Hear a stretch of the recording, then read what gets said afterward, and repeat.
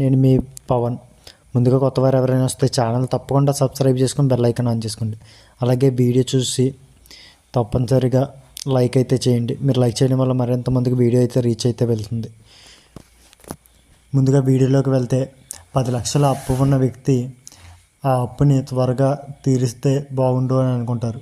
అలా మీరు అనుకున్న టైంకి త్వరగా తీర్చడానికి కొన్ని ఈజీ మార్గాలను అయితే నేనైతే చెప్పబోతున్నాను. వీటిని ఫాలో అవుతే వీలైనంత త్వరగా మీ అప్పులను అయితే తగ్గించుకోవడానికి తీర్చడానికి వీలైతే ఉంటుంది. ముందుగా మీరు తీసుకున్న అన్ని అప్పులు అన్ని లోన్లను అలాగే నెల నెల కట్టే ఈఎంఐలని ఒక కాగితంపై క్లియర్గా వడ్డీ రేట్లు గట్ట వడ్డీతో సహా ఎంత చెల్లిస్తున్నారు, ఎంత వడ్డీ ఉంది, ఎంత అప్పు ఉంది అన్నది క్లియర్గా అయితే 1 by 1 అయితే రాసుకోండి. తర్వాత మీ ఆదాయం మరియు ఖర్చులపై కల్పితనం అయితే ఉండాలి. అంటే అవసరం లేని ఖర్చులను 60% వరకు తగ్గించుకోవాలి. అంటే ఇప్పుడు మీకు ఎగ్జాంపుల్ చెప్పాలంటే ఒక సినిమా హాల్కి వెళ్ళామనుకోండి, 220 రూపాయలు క్లాస్ టికెట్ ఉంటుంది. అలాగే 75 రూపాయలు లో క్లాస్ టికెట్ ఉంటుంది.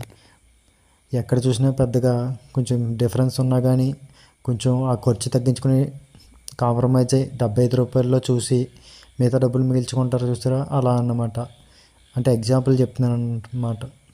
ఇలా నెలవారీ ఖర్చులను తగ్గించుకుంటే వడ్డీ ఎక్కువ ఉన్న లోన్లు మంచిగా తీర్చడానికి ఈ ఎక్స్ట్రా మనీని మనం యూజ్ చేసుకోవచ్చు.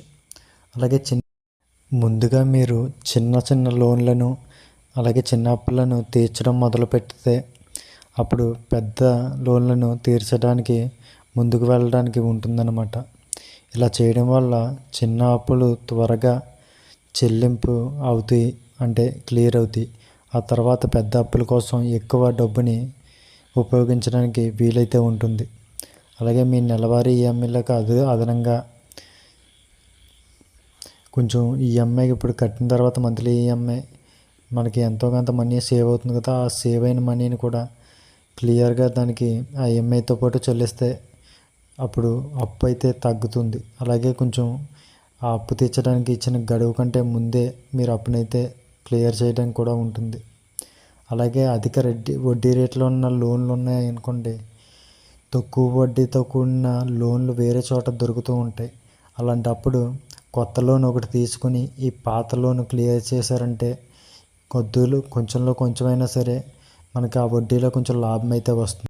అలాగే మీకు ఏదైనా పార్ట్ టైం అప్పుడప్పుడు సైడ్ ఇన్కమ్స్ వచ్చినప్పుడు, బోనస్లు గట్టా అందినప్పుడు ఇటువంటి వాటిని కూడా ఆ అప్పులు చెల్లించడానికి మన లగ్జరీ కోసం గట్టా కాకుండా, ఎంజాయ్మెంట్ కోసం కాకుండా కొంచెం తగ్గించుకుని ఎంతో కొంత ఈ అప్పుల కోసం చెల్లిస్తే అప్పుడు మీకు క్రమంగా మీ అప్పులైతే క్లియర్గా ఈ పద్ధతులను క్లియర్గా పాటిస్తే మీకైతే ఈ 10 లక్షల అప్పు కూడా చాలా త్వరగా అయితే తీర్చుకోవడానికి ఉంటుంది. జస్ట్ 10 లక్షలనే కాదు, ఎంత అప్పు ఉన్నా సరే ఇలా ఎటువంటి అప్పునైనా సరే క్రమశిక్షణతో అందంగా ఫాలో అవుతే ఎప్పటికైనా సరే మీరు అనుకున్నది సాధించగలరు. ఓకేనా ఫ్రెండ్స్, వీడియో నచ్చితే లైక్ చేసి మీ ఫ్రెండ్స్ అండ్ ఫ్యామిలీ మెంబర్స్లో ఎవరికైనా ఉపయోగపడుతుందంటే షేర్ చేయండి.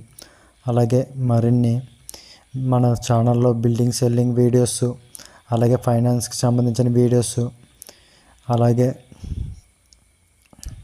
బిజినెస్కి సంబంధించిన వీడియోస్ అప్లోడ్ చేయడం అయితే జరుగుతుంది. వీడియోని తప్పనిసరిగా లైక్ చేసి ఛానల్ అయితే సబ్స్క్రైబ్ చేసుకుని ఫాలో అవ్వండి. మీకు మరింత ఉపయోగపడే కంటెంట్ ఇవ్వడానికి నేనైతే ప్రయత్నిస్తాను. కొంచెం మైక్ లేకపోవడం వల్ల వాయిస్ ఓవర్ చెప్పినప్పుడు కొంచెం క్లారిటీగా అయితే ఉండకపోవచ్చు, అడ్జస్ట్ అయితే అవ్వండి. కొంచెం ఇంప్రూవ్ చేసుకోవడానికి నేనైతే ట్రై చేస్తాను. ఓకేనా ఫ్రెండ్స్, మరొక వీడియోతో మళ్ళీ కలుద్దాం. బాయ్.